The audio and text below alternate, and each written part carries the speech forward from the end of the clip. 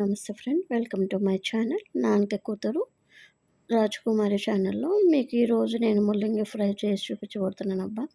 నేను ఇక్కడ పావు కేజీ తీసుకున్నాను, రెండు ఇవి. యాక్చువల్లీ చూసారు ఇక్కడ నా తిప్పలు, ఒకటైతే కింద పడిపోయింది. యాక్చువల్లీ ఏదో సామెత ఉంటుంది కదా, లగలేని అమ్మకంట ఒంగోలేని కోడలు ఎవరో వచ్చారని, అలా ఉంది ఇప్పుడు నా పరిస్థితి. చూసారా, ఇదిగోండి కింద పడిపోయింది. నాకు కొంచెం బ్యాక్ పెయిన్ ఉందని చెప్పేసి నేను మంచం మీద కూర్చొని అయితే ఈ రెండు చెక్ తీసి ఇలా కూర్చున్నాను అనమాట. సో చూడండి, ఇక్కడ అన్నీ ఆ రెండిటిని కట్ చేసుకొని వాష్ చేసుకొని వేరే గిన్నెలో వేసుకున్నాను. సో ఇక్కడ నేను చిన్న చిన్న ముక్కలు కోస్తున్నాను అబ్బా. మీరు అదే విధంగా కట్ చేయండి. ఎప్పుడైనా ట్రై చేశారా మీరు? నేనైతే ఇది నాకైతే యాక్చువల్లీగా దీన్ని ఫ్రై చేసుకొని తింటారన్న విషయం కూడా నాకు తెలీదు. సో నేను కూడా యూట్యూబ్‌లోనే చూసి ట్రై చేశాను. సో బాగుంది అనిపిస్తే సర్లే అని చెప్పేసి నేను ట్రై చేస్తున్నాను అప్పుడప్పుడు. సో ఈ విధంగా ఇక్కడ చిన్న చిన్న ముక్కలు కట్ చేసుకోండి.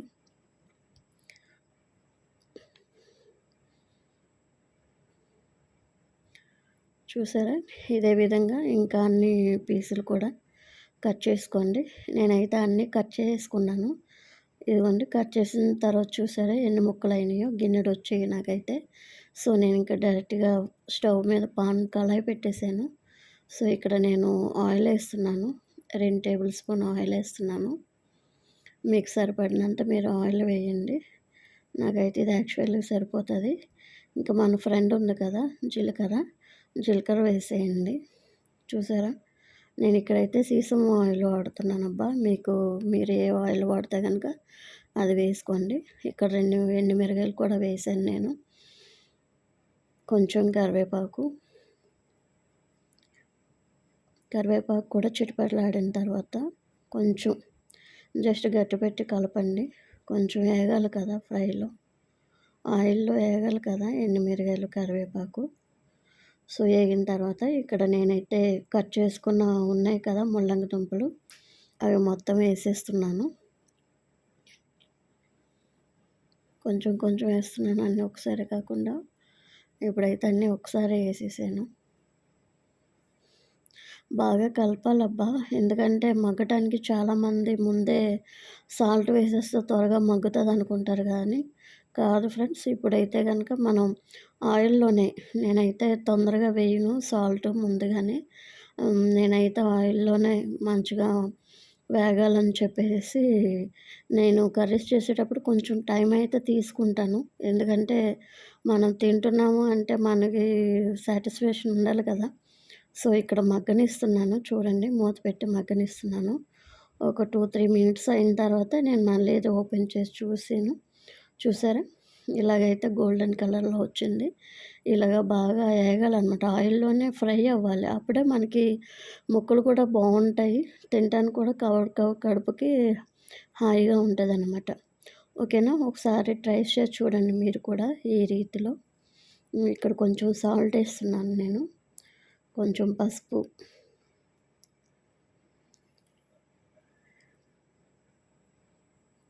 కారం, అవి కూడా ఇంకా ఆయిల్లోనే బాగా కలపాలన్నమాట. మనకు ఆల్రెడీ ముక్కలు గోల్డెన్ కలర్లో వేగిపోయి ఉన్నాయి కాబట్టి మనకి ఇంకా ఈ కారం, ఉప్పు, పసుపు కూడా బాగా ఆయిల్లో వేగిన తర్వాత చూడండి కొత్తిమీర వేస్తున్నాను. కొత్తిమీర ఏంటో వేసుకోండి అబ్బా, నాకైతే అన్నిట్లోకి కొత్తిమీర ఉంటే బాగుంటుంది. కొత్తిమీర వేస్తే ఆ టేస్ట్ వేరు కదా. సో ఇక్కడ నేను కొత్తిమీర కూడా వేసేసాను. చూసారా, కోసేటప్పుడు ముక్కలేమో చాలా ఉండేవి, మా తీరా ఆయిల్లో మగ్గేసరికి కొంచెం ఉన్నాయి. చూసారా, ఇద్దరికి సరిపోతుంది అంతే యాక్చువల్లీగా ఇదైతే కనుక. ఓకేనా friends, thank you for watching. మీకు నచ్చితే కనుక లైక్ చేయండి ఫ్రెండ్స్, షేర్ చేయండి, కామెంట్ చేయండి అబ్బా. సో ఇక్కడ నేను మూత పెట్టేస్తున్నాను. నేను ఇది ఏంటంటే ఇది కినోవా రైస్ అనమాట. యాక్చువల్లీ కినోవా రైస్లోకి చేశాను ఇది. ఆల్రెడీ మామూలు రైస్లో కూడా బాగుంటుంది, కినోవా రైస్లో కూడా తినొచ్చు. ఇది చారు పెట్టుకొని ట్రై చేసి చూడండి మీకు నచ్చితే కనుక. Thank you for watching. Thank you so much guys. Bye. Thank you.